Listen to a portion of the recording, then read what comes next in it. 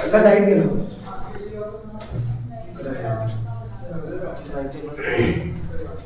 नहीं बहुत तेज थी तो।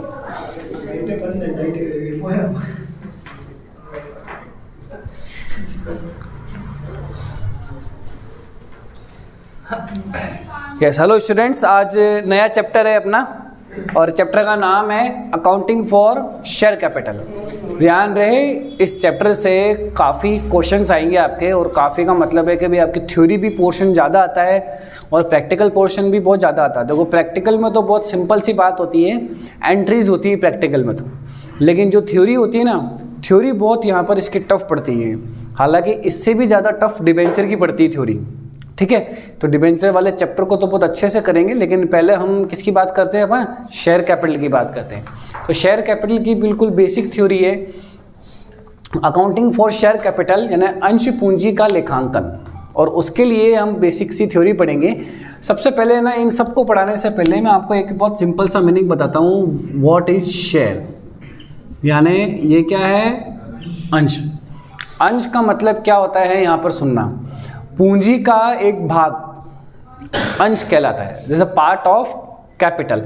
कभी कभी एग्जाम में क्वेश्चन आ जाता है अंश क्या है, तो बच्चों को शेयर्स का मतलब तो पता होता है, शेयर शेयर बोलने में है बस, लेकिन इसका जो रियल मीनिंग है वो नहीं पता होता है, ठीक है। किताब में भी ठीक तरीके से नहीं लिखा होता है। तो पूंजी का एक भाग अंश कहलाता है, ठीक है। और भाई this is a part of capital, it's called shares, अंश। लेकिन अंश से पहले, अब अंश का मतलब तो समझ में आ गया सर, अंश का मतलब ये होता है, लेकिन यहाँ पर अब आपको है ना, ये जो प्रोसेस है कि अंश कहाँ पर फॉलो, कहाँ पर किए जाते हैं ये सारे काम, अंश से मतलब शेयर से रिलेटेड सारे का सारे काम किए जाते हैं कंपनी। आपके जो बिजनेस फॉर्म्स होती है वो दो जगह होती है। कितनी जगह होती है भाई, दो जगह। एक जगह तो क्या होती है आपकी कंपनी, और एक जगह होती है आपकी फर्म, ठीक है। जो बिजनेस होता है वो टू प्लेस पर रजिस्टर्ड होता है, एक तो होता है फर्म के बेस पर, और एक किस पे होता है भाई, कंपनी के बेस पर। तो फर्म के बेस पर रजिस्टर्ड होता है तो उसमें कोई शेयर मार्केटिंग नहीं होती, लेकिन जो कंपनी के बेस पर रजिस्टर्ड होता है उसमें जरूर आपकी किसकी बात चलती है, शेयर्स की बात चलती है। क्लियर है क्या आपको चीज? इसलिए मैंने यहाँ पर पहले सबसे पहले दिखा टाइप्स ऑफ कंपनी, कंपनी के प्रकार। अब कंपनी के प्रकार में आपके 3 प्रकार होते हैं। सबसे पहला वाला प्रकार क्या है, अंशों द्वारा सीमित कंपनी। अब अंशों द्वारा सीमित कंपनी, यहाँ पर एक सिंपल सी बात होती है, जैसे मैं बताता हूँ, प्रोसेस सुनना मेरी बात। जो पर्सन, जनता कोई भी शेयर होल्डर है, अंश खरीदती है, क्या करती है भाई, जो पर्सन, क्या व्यक्ति क्या करते हैं, अंश खरीदते हैं, तो वो कंपनी के एक मालिक हो जाते हैं, मेंबर हो जाते हैं। इसको मालिक को यहाँ पर मेंबर कहा जाता है, कंपनी को क्या कहा जाता है यहाँ पर, मेंबर कहा जाता है। तो हर एक मेंबर कंपनी का मालिक होता है, हर एक मेंबर कंपनी का क्या होता है, मालिक होता है। लेकिन बेटा मालिक होता है, आप साले एक शेयर खरीद रहे हो रिलायंस का, जियो का, अगर रिलायंस का, कंपनी का, अंबानी के कंपनी का अगर एक शेयर खरीद रहे हो, तो आप तो क्या, मैं तो अंबानी के पास बैठ जाऊँ, एक शेयर से थोड़ी ना आप पास बैठ सकते हो। तो सबकी क्या होती है, लिमिट होती है, सबकी क्या होती है, एक लिमिट होती है। कि जैसे अंशों द्वारा सीमित कंपनी या लिमिटेड कंपनी बाय क्या है, शेयर्स। इसका मतलब होता है कि यहाँ पर उसने जितना पैसा लगाया ना, सिर्फ वो वहां तक ही सीमित है, बस जितना पैसा लगाओगे उतनी उसकी क्या होगी, वैल्यू होगी। आई बात समझ में, कि जितना उसने पैसा लगाया वहां तक ही क्या है, सीमित है। देखो सिंपल से मैं लाइन पढ़ता हूं, आपकी बुक की लाइन लिखी हुई है। ऐसी कंपनी में इसके सदस्यों का दायित्व उनके द्वारा लिए गए अंशों के वास्तविक मूल्य तक ही सीमित होता है। कहाँ तक सीमित होता है भाई, वास्तविक मूल्य तक ही सीमित होता है, ठीक है भाई। आपके एनसीईआरटी की जो बुक है, मैं बता दूं, एनसीईआरटी की जो बुक है बहुत सही लैंग्वेज लिखी हुई है, इसमें आप लिख सकते हो, मैंने हेडिंग लगा दी है। तो इस तरीके से आप थ्योरी रीड करोगे ना बेटा, तो आपको आसान लगेगी। देखते ही आप रीड नहीं करते, इसलिए मैंने एक कंटेंट पहले लिख दी ऊपर ही ऊपर, जो आपको रीड करने हैं अच्छे से। क्लियर है क्या आपको चीज़? तो यहाँ देखना, तो यही होता है कि यहाँ पर कि जैसे अब है ना कि उसने जितने पैसे जमा कराए उतना तक ही उसकी क्या है, उसका एक दायित्व है, बस उसका सीमित क्या है, उतना तक ही है उसका दायित्व है। अगली होती है गारंटी द्वारा सीमित कंपनी, यानी लिमिटेड कंपनी बाय गारंटी। इसको टिक करना एग्जाम के लिए इंपॉर्टेंट है, बहुत ज़्यादा इंपॉर्टेंट है। गारंटी द्वारा सीमित कंपनी,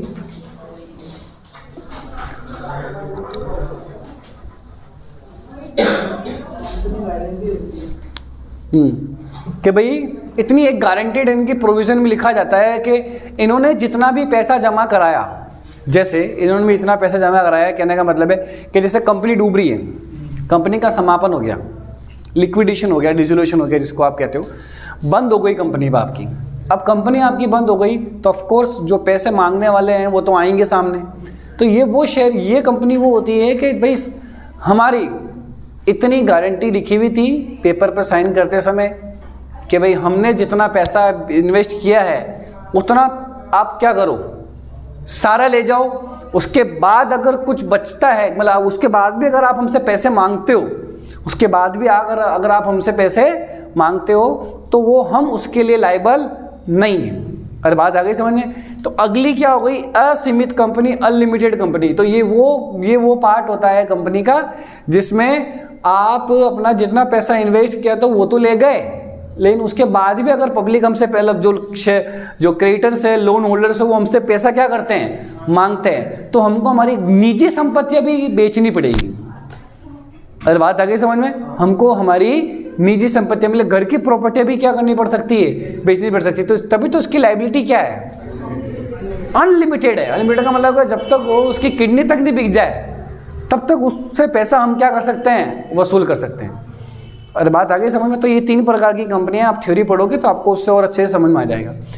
अब एक दूसरा जो कंपनी का टाइप्स होता है वो होता है based on number of member, सदस्यों की संख्या के आधार पर। सबसे पहली कंपनी का नाम क्या है बेटा, गवर्नमेंट कंपनी। इसमें ऐसा कुछ परेशानी नहीं, जो निजी नहीं है वो क्या है, अरे भाई सीधी सी बात है कि जो गवर्नमेंट कंपनी, गवर्नमेंट ने खुद ने बोला कि भाई ये मेरी रजिस्टर्ड कंपनी है तो वो गवर्नमेंट कंपनी है, और जो खुद प्राइवेट सेक्टर में अगर रजिस्टर्ड करवाई है तो वो क्या है, प्राइवेट कंपनी है। प्राइवेट कंपनी 2 प्रकार की होती है, एक तो खुद प्राइवेट कंपनी होती है और एक क्या होती है, 1 पर्सन कंपनी होती है। बात आ गई समझ में? तो प्राइवेट कंपनी होती है, प्राइवेट कंपनी में ध्यान रखना, इसमें तो सीधा सीधा होता है कि आपको अपना जो है शेयर आप है ना खुद रजिस्टर्ड करवाते हो आप अपने आप को प्राइवेट सेक्टर में, ठीक है। गवर्नमेंट कंपनी का मतलब तो होता है कि गवर्नमेंट ने ओपन करी, और प्राइवेट कंपनी का मतलब तो होता है कि हमने खुद ने जाके क्या करी, कंपनी रजिस्टर्ड करी, ओपन करी। The companies act 2013, the company अधिनियम 2013 में जाकर। अरे क्लियर है क्या? और निजी कंपनी में जो आपको मुख्य बातें हैं वो ध्यान रखनी है। इसमें आपकी क्या करना है कि अधिकतम सदस्यों की संख्या कितने तक सीमित रहती है, 200 तक। कम से कम तो 7 सदस्य होने चाहिए।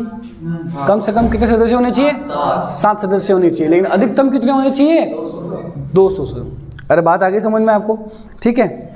अब यहाँ पर एक सार्वजनिक कंपनी को, एक काम करो अपना सरकारी कंपनी समझ लोगे इसको, गवर्नमेंट की जगह एक काम करो, इसको लिख दो पब्लिक कंपनी। कौन सी कंपनी है ये, पब्लिक कंपनी। नहीं पब्लिक लिख दो बेटा, पब्लिक काट के पब्लिक लिख दो।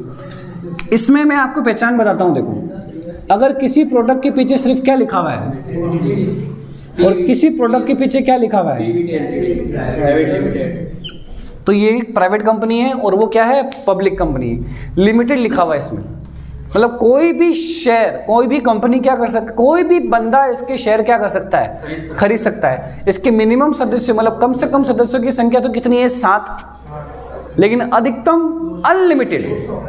प्राइवेट में कितनी अधिकतम, 200। भाई प्राइवेट में कितनी है, 200। अरे बात आगे समझ में आपको, प्राइवेट में तो आपको 200 है, लेकिन सार्वजनिक कंपनी में सदस्यों की संख्या क्या है, असीमित, अनलिमिटेड। क्लियर है क्या आपको? ये आगे हो। 1 पर्सन कंपनी क्या है कि अकेला मालिक है इस कंपनी का, मतलब मालिक भी अकेला ही है, मेंबर भी अकेला ही है, शेयर होल्डर भी क्या है, अकेला ही है, सब कुछ यहाँ पर। लेकिन 1 पर्सन कंपनी के लिए कई नियम है। 2013 से पहले कभी 1 पर्सन कंपनी आई नहीं। 1 पर्सन कंपनी आई कब, 2013 के बाद, जब द कंपनीज एक्ट 2013 का लॉ बनाया गया। आई बात समझ में? वैसे भी जब से हमारी मोदी सरकार आई है तो हर 2 साल में, हर 1 साल में कुछ ना कुछ प्रोविजन डालती रहती है। पहले शांति थी, अब यह शांति नहीं है। आई बात समझ में? तभी तो हमारे कई व्यापारी थोड़े से नाराज़ रहते हैं हमारे मोदी सरकार से, कुछ व्यापारी नाराज़ रहते हैं। चलो देखो, जिसमें केवल व्यक्ति क्या होता है यहाँ पर, एक होता है, ठीक है, लेकिन उसकी एक जो रजिस्टर्ड की बात है कि वो 1% है, तो वो निवासी भी कहाँ का होना चाहिए, हिंदुस्तान, इंडियन होना चाहिए। और बात आ गई, वो भी इंडियन होना चाहिए, इंडियन रीजन का होना चाहिए वो। और इस कंपनी में कोई भी बैंकिंग बिजनेस नहीं कर सकता। आप सिर्फ गुड्स और सर्विस का बिजनेस कर सकते हो, लेकिन बैंकिंग बिजनेस नहीं कर सकते। और इसमें बता दूं, इनकी जो पेड अप कैपिटल है, कौन सी कैपिटल है, 1% कंपनी में पेड अप कैपिटल कितने रुपए की है, 50 लाख की है। और बात आ गई समझ में, 50 लाख से अगर पेड अप कैपिटल अधिक चली गई, 50 लाख से अगर पेड अप कैपिटल क्या चली गई, अधिक हो गई, तो वो फिर 1% कंपनी का राइट्स नहीं है उसके पास, अधिकार नहीं है उसके पास, ठीक है। और इस प्रकार की कंपनी का औसत वार्षिक आवृत्ति और इसका जो टर्नओवर है वो 2 करोड़ से ज़्यादा नहीं होना चाहिए। 1% कंपनी के लिए बातें देखो आप, पहली बात सिंपल सी बात है, एक व्यक्ति होना चाहिए, भारतीय नागरिक होना चाहिए, ठीक है भाई। और यहाँ पर आपका बैंकिंग बिजनेस नहीं चलेगा इसके अंदर। दूसरा, और जो सेल है वो 2 करोड़ तक, और आपकी जो पेड अप कैपिटल है वो 50 लाख तक, ये दोनों से ज़्यादा नहीं होनी, सेल 2 करोड़ से ज़्यादा नहीं होनी चाहिए, और पेड अप कैपिटल 50 लाख से ज़्यादा नहीं होनी चाहिए। अरे बात आ गई समझ में आपको, बस इससे अगर ज़्यादा होती है तो क्या हो जाएगा, तो फिर उसको 1% कंपनी का राइट्स नहीं मिलेगा। क्लियर है क्या? लेकिन ये तो मैं बता दूं, आपका 2 करोड़ का टर्नओवर तो हमारे पान की दुकान वाले कर लेते हैं। अगर बड़े लेवल पे चल जाओ तो चाय वाले कर लेते हैं, हमारी तो बड़ा टर्नओवर तो हमारी छोटी सी सिटी में ही कर लेते हैं, दुनिया भर का बड़ा टर्नओवर। वो छुपाते हैं बस, शो नहीं करते हैं। हाँ अरे यार, लाओ आपको वीडियो में दिखाऊं क्या, आओ मेरे मोमोज। अरे यार सर हैं, बटन बंद कर, अरे चश्मा हटा और बटन बंद कर, क्या बटन बंद कर, पहले बटन बंद कर यार, मेरा खोलने के लिए थोड़ी बोला बेटा। इसको ये हमारे हैं, हाँ ये हमारे मानव जी हैं, हाँ हमारे भाईबंद भी कह सकते हो, मानव जी साहू है। और आपको बता देता हूँ मैं कि ये अभी राजस्थान में सिल्वर मेडल लेके आए हैं। किस में लेके आए हो? वुशु, ठीक है, इसको बॉक्सिंग कह सकते हो, जो भी कह सकते हो, किक बॉक्सिंग कहते हो। तो राजस्थान में 2nd पोजीशन पाए। हमारे पास देखो ऐसे विद्यार्थी पढ़ते हैं, टैलेंटेड विद्यार्थी, ठीक है। बैठिए, आप पढ़ाई पे ध्यान दीजिए।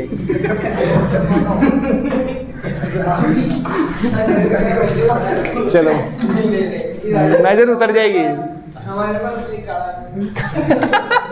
चलो बस क्वेश्चन पाओ। अरे आ गया हो।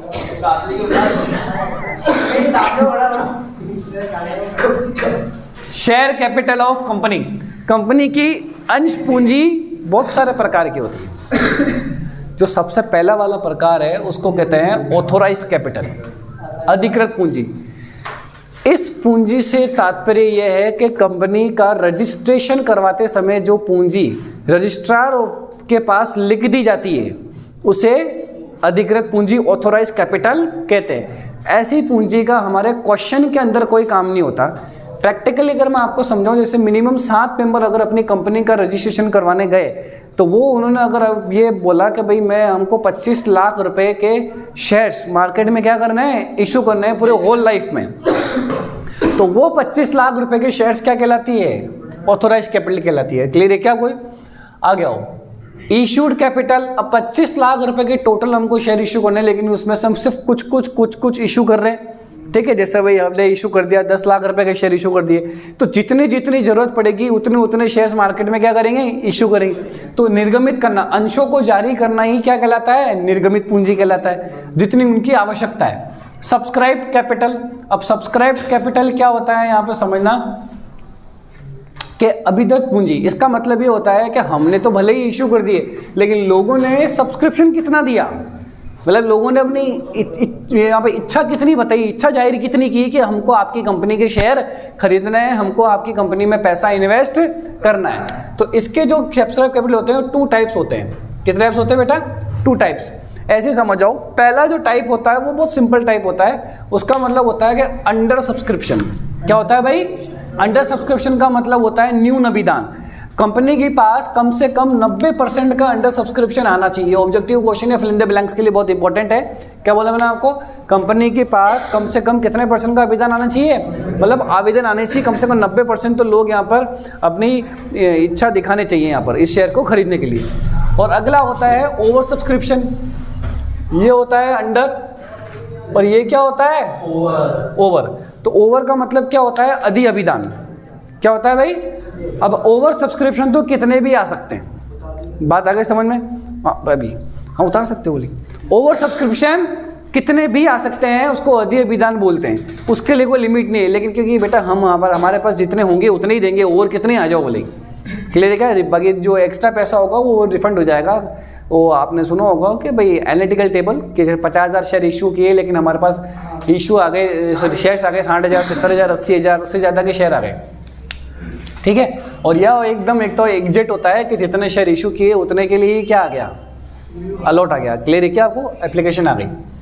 अगला है कॉल्ड अप। जैसे एक शेयर के ऊपर हम 10 रुपये मांगते हैं, तो हमारी इच्छा है हम 10 रुपये की जगह कितने रुपये मांग सकते हैं? 8 रुपये भी मांग सकते हैं। अगर हम सपोज कितने रुपये मांगते हैं बेटा? 10 रुपये का शेयर है, अगर पूरे ही कितने रुपये मांग लिए? 10 रुपये मांग लिए, तो फिर हमारे लिए पेड अप कैपिटल भी वही हो जाएगी और कॉल्ड अप कैपिटल भी क्या हो जाएगी? वही हो जाएगी। चलो ये लाइन छोड़ो, मैं आपको बता दूं, अब तो कॉल्ड अप कैपिटल भी जान दो। आपने कितने रुपये मांगे? 10 रुपये मांगे। ठीक है। अब उसमें से जनता कितना पेमेंट करती है, वो पेड अप कैपिटल कहलाएगा। 10 रुपये तो आपने भले ही मांग लिए, लेकिन जनता आपको कितना पेमेंट करती है? अगर नहीं करती तो उसको क्या कहते हैं? Calls in arrear. क्या कहते हैं उसको?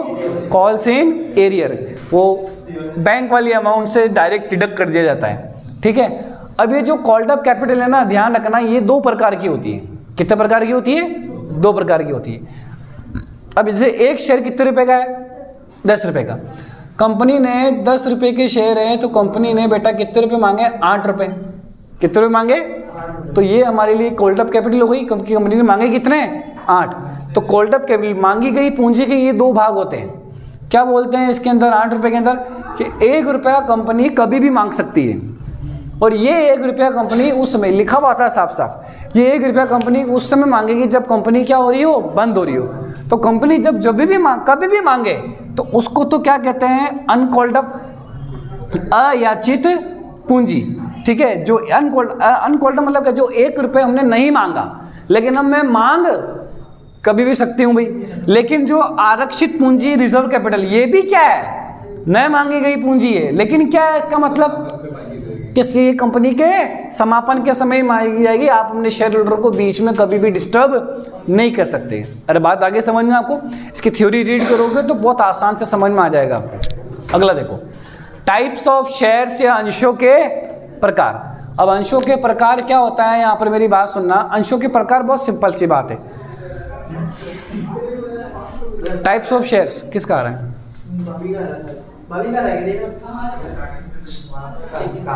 ठीक है। अंशों के प्रकार, 2 प्रकार के अंश होते हैं। एक होता है पूर्वाधिकार अंश और एक क्या होता है? समता अंश।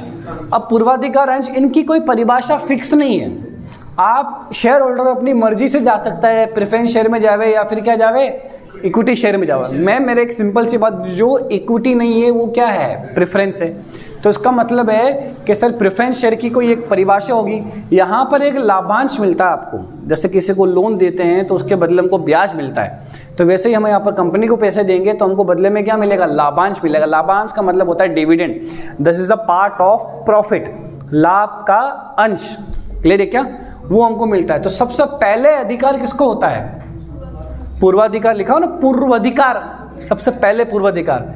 आई बात समझ में? और ये फिक्स होता है, जो इसके आगे एक रेट लिखी हुई होती है, 8%, 10%, 12% स्थिर होता है। और उसके बाद कुछ बचता है कंपनी का प्रॉफिट, तो वो सारा किसको मिल जाता है? समता अंशों को मिल जाता है, इक्विटी शेयर। तो सबसे ज्यादा रिस्क किसकी हुई? समता अंश लगी। क्या पता कुछ बचा ही नहीं तो। अरे क्लियर है क्या आपको चीज? चलो अब यहां पर अब आपको ये बात समझ में आ गई होगी पूरी की पूरी। देखो ये पूरा का पूरा आपका बेसिक थ्योरी है। ठीक है, मैंने प्रैक्टिकल पोर्शन कवर नहीं किया है, पढ़ा होगा आपने जनरल एंट्री से उनके अंदर, तो बस और कुछ नहीं है ऐसी, तो ये सबसे ज़्यादा इंपॉर्टेंट है, ध्यान रखना आप लोग। एक छोटा सा मैं आपको बस बता देता हूँ कि एक एग्ज़ाम में आता है interest on calls in arrear, interest on calls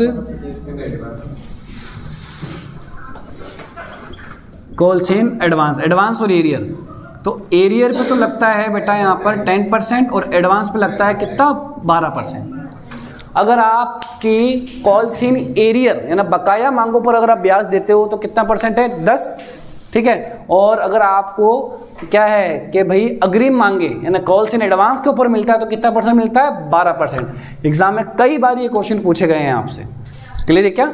चलो ठीक है, बाकी की थ्योरी आप पढ़ सकते हो, इजी गोइंग, बहुत सिंपल थ्योरी है। ओके, मिलते हैं नेक्स्ट चैप्टर में।